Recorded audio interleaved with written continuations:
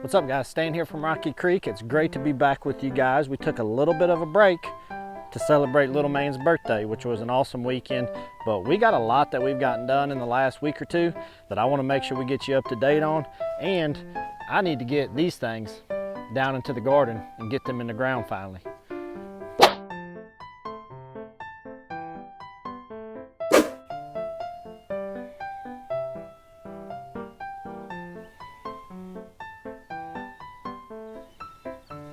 Oh, he's a good doggy. That's your good doggy. You ready to go show everybody everything we've done this week? Come on, let's go. Nope, wrong way. Hey, dum-dum. This way. Come on. Quick, come on. So guys, we've had a whole bunch of stuff get done. So we had family coming. They were coming obviously for Little Maine's first birthday, and it's hard to believe it's already been a year. You know, y'all were with us when we actually brought him home for the very first time, and if you haven't seen that video, I'll put it right up here for you to check that out if you choose to do so. And sorry about you might see a lot of bugs flying around. The gnats are horrible. Today we are going to have temperatures in the 90s, and the humidity is up to like 70%, 70 degrees. I'm not sure what I just know they say when it gets above 60, that means it's like terrible feeling. So with the high humidity, these gnats here are terrible. It doesn't matter. I spray my hat and they're just in your eyes. You just gotta learn to deal with them. But anyways, let's show you a couple updates. So you notice temporary pen is gone. The lovebirds are getting along just fine. So guys, they've been getting along great, pretty much other than feed time. When it's time to eat though, they'll fight like cats and dogs. Olivia comes at Mater pretty hard for the food, but at the end of the day, Mater is so much stronger.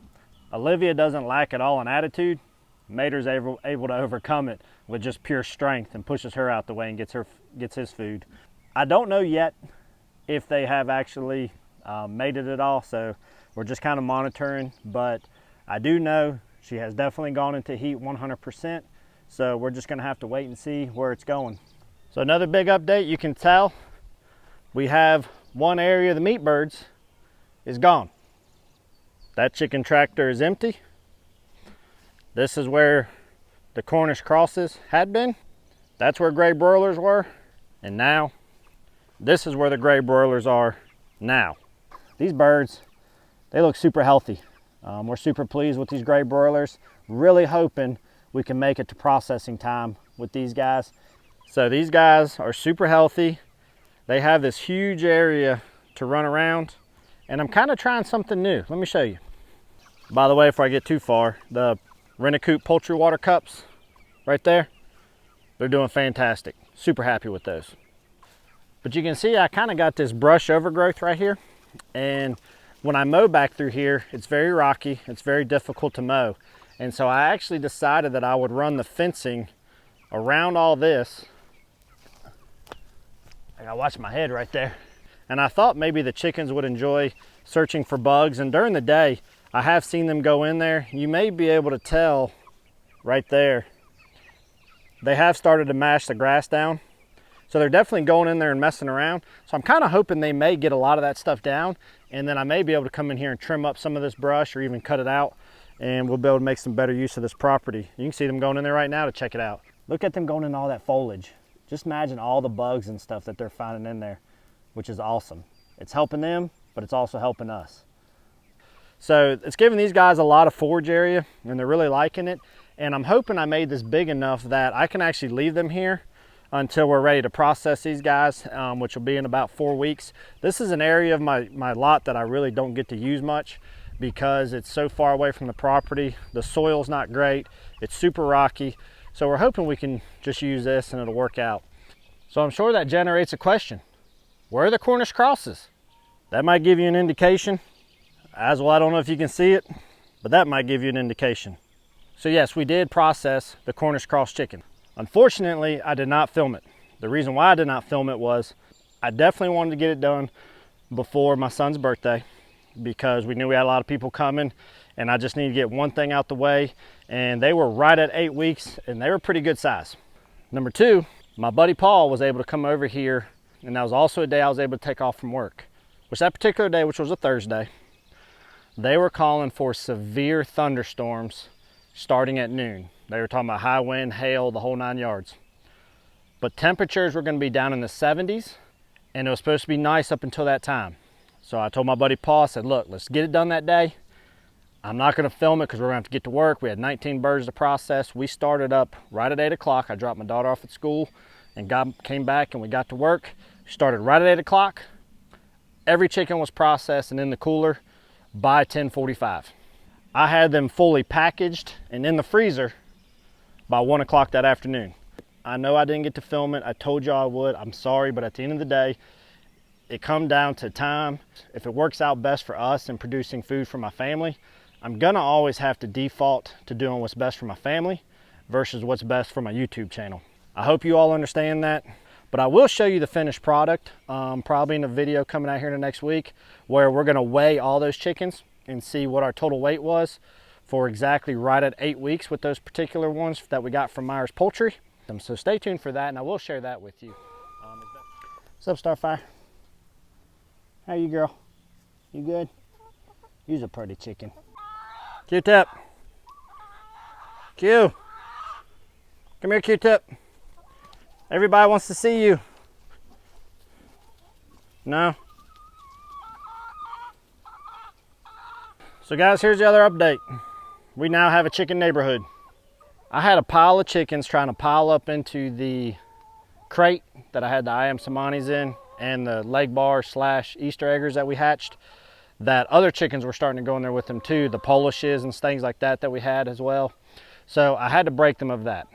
And there wasn't enough room in the coop. So I needed something temporarily until we can add on to this coop. So I went ahead, what was supposed to be the duck house, we ended up repurposing it as just a temporary coop for right now.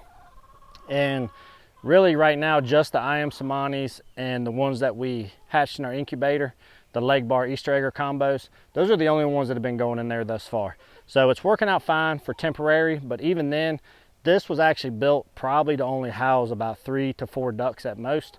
So there's about 6 to 7 of those chickens. So as they get bigger, that's not going to be suitable for them. So I need to start planning for what am I going to do for this coop in terms of adding on to it, or am I going to go ahead and do a whole new coop altogether? So that's something I'm trying to brainstorm now and figure out what I want to do. Or the last option is going to be is we may have to go ahead and part with part of our flock and go ahead and sell them. So we're trying to figure out what we're going to do. There's decisions that need to be made, and we'll see where we go from there. We've also got a few updates at the actual garden itself. We finally got some stuff in the ground, but we're kind of halfway got our garden going, and I'll show you what I mean here in just a second.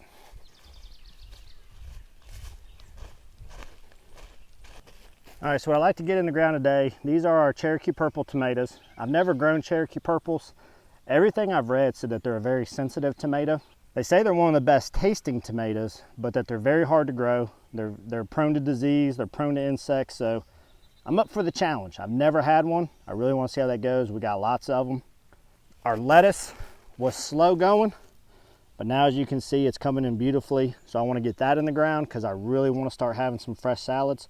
I need to start eating better. I've been like carb and meat loading big time, and I need to get back on track. So I'm ready to get some greens. And then these were our sunrise bumblebees, which are more like a yellow or orangish colored cherry tomato. So we're going to get those in the ground, which will go fantastic with these greens. Before we start putting those in the ground, though, let me show you some updates that we do have at the garden. So first off, I picked up a new electrified netting. It's only going part way to the garden, as you can see. That's because size-wise, it's about 30 feet too short. So I either need to do a hard type fencing for at least part of the garden, or I need to buy another set, or I need to reduce the size the gray broilers have and go ahead and bring a set of that netting down here, which I really don't want to do. What I'm leaning towards, I've always wanted to have a really beautiful entryway at my garden. So I'm kind of thinking about running it on making this front entryway here as a solid fencing with a gate, and then running the electrified netting around. It's kind of what I'm thinking about, but I'm not sure yet. But for right now, I just want to keep the deer out. Now, granted, the deer can jump it because I don't have it very taut, but it's working so far, so I just kind of got it around where I have stuff planted currently. Now, you may also notice we did the hoop trellises this year. I've never done these before, And the plan is to run cucumbers and beans on the 3 different hoop trellises that we've done. So I'm curious to see how that plays out. And so with that being said, let me show you what we've actually got in the ground already. And they're just itty bitty still. So right here we put those Mexican sour gherkin cucumbers, and you can see they're already starting to run up on the vine and stuff right here. Those tendrils are starting to hook, and so we got those all wrapped up through here. So we're hoping that these are going to fill up and run up this trellis nicely. On the other side of the trellis, I have our market moors. I got 3 of those on this side. Now, one thing I did learn last year was I planted way too many cucumbers for our family. I was giving away cucumbers left and right. The market moors were prolific. They were fantastic. And so I'm actually reducing the number of market moors. Last year, I think I planted 12 plants. This year, I'm only planting 5. So I got 3 here, and then I got 2 more on this trellis. And we got another row of sunflowers right here. Last year, we direct seeded sunflower seeds, and they weren't from Baker Creek. They were just from a store, and we had 1 successful sunflower. I'm hoping with seed starting them this year, and I kind of got them spread throughout because I noticed pollinators love those sunflowers. So I've kind of got them spread throughout, and hopefully that'll help generate some pollination as well. Lastly, we got our watermelons in the ground. So strawberry watermelon, all these are strawberry watermelon, but you can see they're actually doing pretty well. Now something did, right here I did have a strawberry watermelon, and something completely pulled the whole plant out. I'm not really sure what it was, but something did, so I'm gonna probably stick a seed back in there. But these other ones are doing really well. My suspect on that one plant is we got a ton of baby bunnies running around here right now, just wild bunnies, and I've seen them around the garden. My thought is that a bunny came through the fence and probably ate that one plant down. So just until I can get electrified, I guess it's a chance I'm just gonna take. But we're gonna try to get some more of the stuff in the ground and see what we can do. So lettuce doesn't take up much room at all, especially the variety that I'm growing, which is the Rocky Top Mix from Baker's Creek. I say Baker's, it's Baker Creek, but nonetheless, it's a very good lettuce. It's got a good variety. It's kind of like a spring mix. None of it's really strong flavored. It's all fairly mild, so you can usually put that with much of anything. But so I'm gonna go ahead. I know I got the Mexican sour gherkin cucumbers fairly close. There's maybe, I don't know, 16 inches between here and there. But based off of my experience with the Rocky Top Mix last year, it doesn't really get too wide. And I think as this climbs, it's not gonna be a big deal. So I think I'm gonna utilize these 2 long rows here and make this a row of lettuce. We'll see. I will tell you this much, guys. My garden was my #1 success that I was most proud of last year. You know, with the new son, I say new, he's, you know, obviously he just had his first birthday, but in conjunction with trying to do all this stuff, it's been very difficult. And so the garden's kind of a, hate to say it, but it's kind of been an afterthought. It's kind of been neglected, and I know I'm going to regret it later on this year when I don't have as much. But you know, at the end of the day, you can't do but so much in a day, especially when you do work full time. And that's the thing, you know, a lot of people try to tell me what I need to do or should be doing, and sometimes they're right, and I appreciate the recommendations and advice. But you know, I also think sometimes they forget that, you know, both my wife and I do work full time. We do raise 2 children, and not only working full time, but you know, I think I've talked about it in videos, or maybe you've seen what shirts I'm wearing. But you know, I coach wrestling as well at a local school. So you know, you throw coaching on top of that, and you know, my full-time job is law enforcement, which if any of you all know people working law enforcement, there's no normal schedule to that sometimes. So you know, it's just, life's super busy, and you got to do the best you can with what you got. Good thing is finding all these worms in here while I'm digging, so that's a good sign. But yeah, no, so we're just going to do the best we can with the garden, and hopefully it'll produce at the end of the day, and we'll get what we can out of it.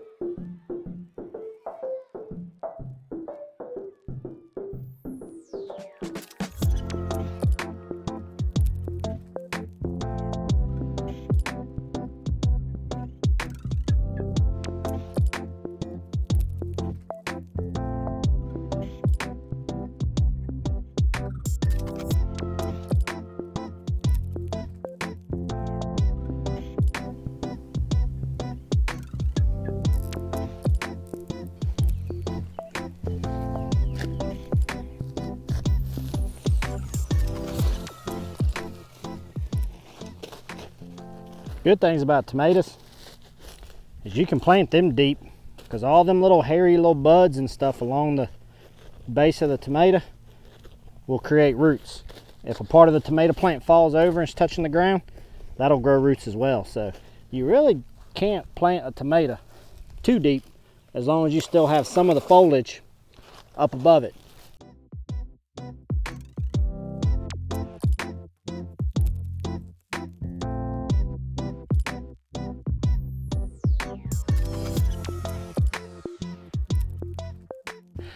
I'm drenched in sweat, and I'm not kidding you, it's got to be 94, 95 right now, and the humidity's through the roof. But we've got that stuff in the ground. I'm gonna hit it real quick with water. I really don't like watering when it's this hot, but it is important to water a plant when you first put it in the ground so it doesn't overstress it. But you don't want to burn the leaves up by getting them wet on a hot day like this. So we're gonna get that done. I got a ton of hose to be able to reach my garden. My garden, it's every bit of 75 yards to 100 yards from the house, and there's no water source down here. So that's something I do want to do. I really want to do drip irrigation this year, but everything costs, and so each year I add a little bit more to it. But I'm not made of money, so maybe next year. But for right now, we're going to make do with what we got. But gotta let this run a little bit, because that water in the hose line gets super hot on a day like today, and I don't want to hit my plants with that boiling hot water. So I'm gonna let it run for a minute and let it get good and cold. When it comes to watering in lettuce, kind of really is no way to water it without getting it on the leaves. Weather's really been crazy. You know, last year we fought heavy rains, and half of our garden got flooded out, and we had to replant, which those of y'all that were with us from the beginning may have remembered that. And then this year we haven't had much of any rain in over a month, and our news reported the other day that we are actually officially in a drought right now. Now, it's not a severe drought. They're listing it as a moderate drought. But nonetheless, you know, if we don't get some rain here really soon, we're going to be struggling a little bit to keep the garden going. This really isn't a good recipe. I don't have a fence that's going to protect it very well right now. And we also, watering wise, doesn't look good. And time wise, things aren't looking good. So, but you know, I tell y'all all the time, at the end of the day, something's better than nothing. And at least if it doesn't work out, I can say I tried. Maybe next year will be a little different, but we're going to be fingers crossed and hope for good results this year, and we'll see how things go from there. So guys, that's going to wrap everything up in the garden for today, and updating you on a lot of what we got going on right now that we weren't able to bring you along for. Little man only turns one once in his life, his first birthday. So that was a great experience, and I didn't want to be worrying about a YouTube video. I really wanted to just be able to focus on that moment. And it's not very often we get a good bit of family come to our house at one time too, especially, you know, the grandparents and stuff. You know, we've lost a couple grandparents over the years, and so when you can get those people here all together and enjoy a special moment like little man turning one, you know, I want to focus on that and not trying to put out a video. I love having you guys with us. I love doing this with you guys. I've learned so much from you all, and your support is tremendous. But family's always got to be number one no matter what, and I hope y'all understand that. We usually try to put a video out on Wednesdays and Saturdays, and we had to skip that Saturday because of the birthday and to focus on that stuff. But I do appreciate y'all's understanding. I also thank all you all that wish little man a happy birthday. Although he doesn't know it right now, it'll be great to go back and show him when he's a little bit older all the happy birthday wishes y'all sent him, and how all of y'all have supported us through the years. And that's one of the great things about this, is to be able to go back and look at what all we've done and how much the kids have grown, and be able to have that captured, those moments in life that we can go back and watch. So guys, we appreciate y'all. We hope everybody's doing well. Y'all have a wonderful rest of your week, and we'll see y'all here really soon on one of our next videos. Bye guys.